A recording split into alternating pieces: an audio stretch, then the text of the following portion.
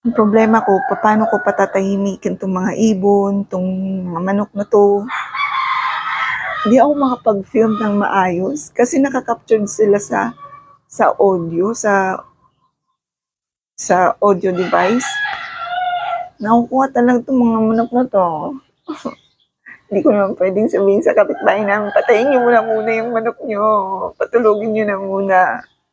Gosh, 'di ba? Hindi naman soundproof yung kwarto namin, yung bahay namin. Hindi naman soundproof, kaya maririnig mo pa tuloy mga aso, mga ibon, mga manok.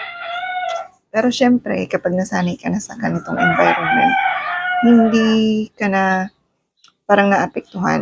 Kumbaga, nakakatulog ka ng maayos. Pero siguro yung iba,